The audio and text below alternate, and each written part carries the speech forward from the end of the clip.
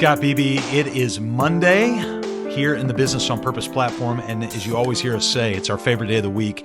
It's the first day of the week. We get to kind of officially come out of the gate and liberate small business owners from the chaos of working in their business. Hey, one quick programming note. Tomorrow, at the time of this recording, is our next Business on Purpose webinar. If you go to bopwebinar.com, you'll see it there. We're going to be talking about owning your schedule in 2020.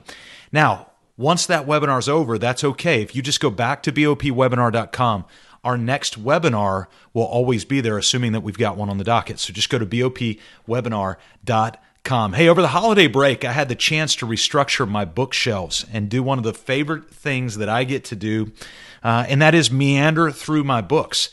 Books are not just for nerds like me, although I love them, but books really are what I consider to be a wise conversation with an old soul. In fact, Ernest Hemingway said, "There is no friend as loyal as a book." Thomas Jefferson said, I've got this one in a frame actually behind me. It says, "I cannot live without books." Or for some of you, you're like, hey, can you throw me a modern reference? Yeah. Get you with the Game of Thrones. It was said this: a mind needs books as a sword needs a whetstone if it's to keep its edge. Hey, you're going to need to keep your edge throughout the entirety of 2020, as it is a very important year, both in local economy, global economy, and books will be the things that sharpen you. That's why I want to surround myself with books. So here's 4 books that would be helpful to give you some insight in what to load up for 2020 so that you can spend time reinvesting in yourself. Now, these 4 are in no particular order, but I thought they were 4 very important books as I was taking a look back. These are not my top books of all time, by the way. These are just 4 very important books I recommend you load up for this year. The first is a great book that I actually read for the first time last year. It's called The Alchemist by Pablo Coelho, I think is how you pronounce it. I'm not quite sure. This is a book actually my son and I listened to on Audible as we were driving to school every day last year. And so what a treat this book was for us. Hey, this is an adventure book of wisdom, and it's a very important book about kind of finding your personal dream. And this young man goes on an adventure. He thinks he's going for one thing, and turns out that he's going for something very, very different. And so this book was written back in the 1980s, an important book and a fun book. And I would even recommend, I've already recommended this for some, that business teams read this together. Just a little break from the monotony, as Will Smith said. And so the second book is also an important book. It's more of a modern book written just about 1.5 years, 2 years ago by one of my favorites, Seth Godin, who wrote this great book called This Is Marketing. And it's probably the best marketing book that I've ever read. And the reason I think it's the best marketing book that I've ever read is because Seth Godin doesn't really give you a lot of strategy in this book. It's a very thick book. It's a lengthy book. But he is giving you a deep insight into what the guts of marketing is and what marketing actually is. It's a non-traditional walk through the most frustrating, at least for me, the most frustrating topic in business. Hey, this is not a 100x your business by tomorrow kind of book. This isn't fly the personal jets kind of book.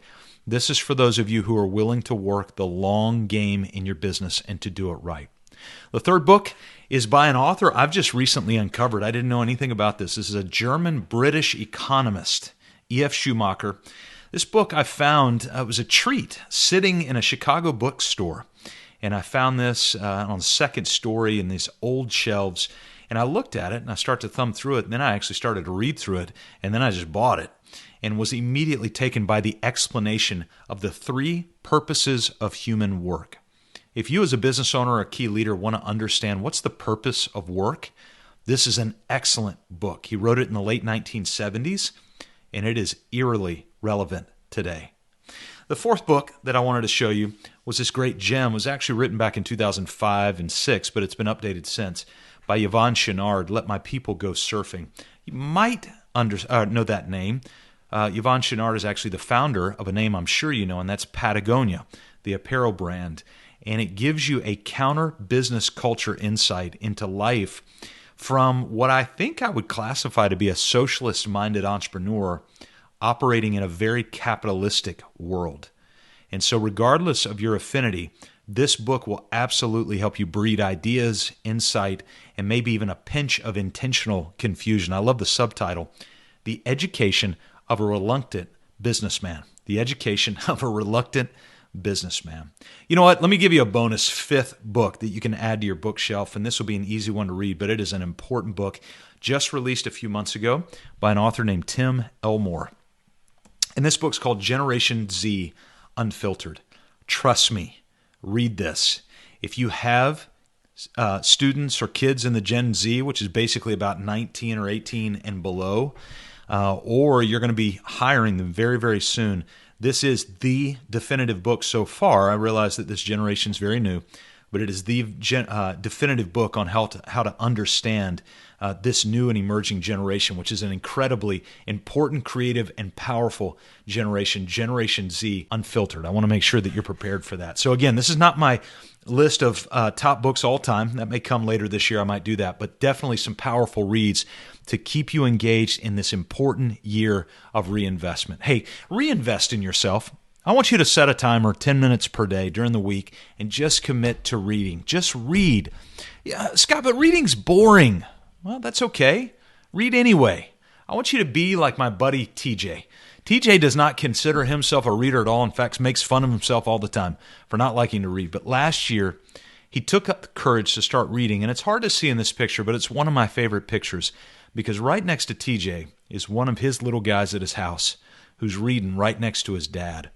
When you start to read, you don't know what's going to happen around you, and it can transform your life, and it can transform the life of people around you. So I want to challenge you to start reading. Hey, if there's one more book you want to queue up, go get my book, Let Your Business Burn. If you're a business owner who wants to stop putting out fires, discover purpose, and build a business that matters, just go on to Amazon, go to Let Your Business Burn. You can grab that book there. It's a fun read, lots of stories, and very, very hands-on. I walk you through a lot of templates, tools that'll walk you straight through how to liberate your business, how to liberate you from the chaos of working through your business. And also, at this recording, we've got our next Business on Purpose webinar, which is tomorrow, owning your schedule in 2020. Stop wasting hours every week on small, boring tasks that never really add to your life. Just go to bopwebinar.com. We're trying to come up with innovative ways that we can help liberate you from the chaos of working in your business and be more helpful for you this year. Check us out, as always, on our YouTube channel,